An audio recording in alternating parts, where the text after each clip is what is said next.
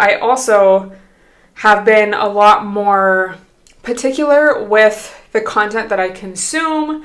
My goal this week, I've been rewatching The Sopranos.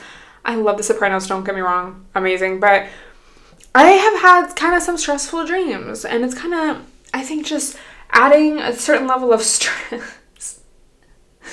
Especially, like, I love to watch it before bed. I don't think that's the best. Like, and I'm not saying, you know, you gotta completely cut yourself off from anything negative, and you gotta, like, sanitize your world, and, like, oh my god, we can't watch The Sopranos because of woke, you know, like, that's not what I'm saying. But I just kind of want to experiment, because I'm like, this month is my lock-in month, y'all. Like, I just really want to experiment with everything. Like, y'all know I'm doing Sober October, which I'm going to talk about that in a minute, but I just really want to lock in and fully get my mindset to that next level. So I'm just trying everything. I'll let y'all know how it goes. I'm not saying forever you need to, like, you get what I'm saying. Like, I'm not, but if you're kind of in the process of, like, okay, let's get my mindset on track, it's like, let's just try different stuff. So I'm, this week, not going to watch The Sopranos. I'm going to either watch something more lighthearted or just, like, read my books.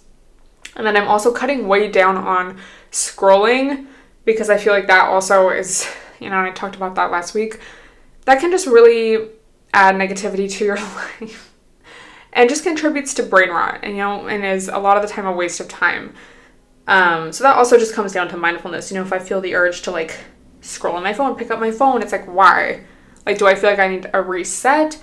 Am I bored? Like, what is the reason? It's just so true that your subconscious mind picks up on all of these things. You know, if you expose yourself to something, whether it's a video, a movie, brain rot, that's what you're going to be thinking about later. It might show up in your dreams. Like, it'll pop it into your head randomly. If something reminds you of it, that's what's going to come to mind, you know? So shifting all of that to positive things and things that will actually uplift you and align you. Another thing for me is I've been just watching a lot more content creators and just watching, you know, different people. And with that, it's basically aligning yourself with the life that you want. So if I think someone's videos are really good, or I just really like their personality and the way that they do their content, if I follow them and that's the kind of content I'm consuming, that's what's getting in my head, and that's what I'm aligning my own self with.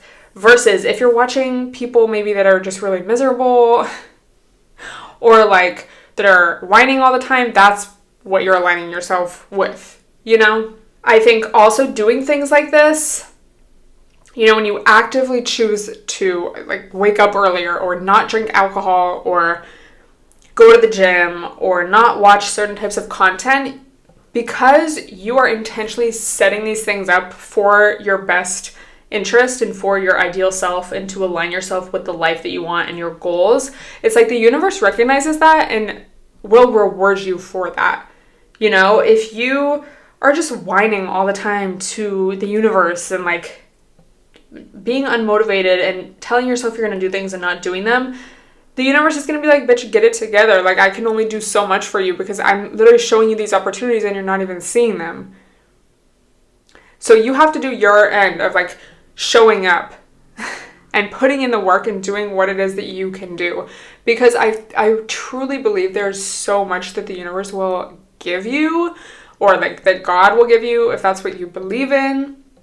But you have to prove that you want it and that you're willing to put in the work and change your life so that you can change your life.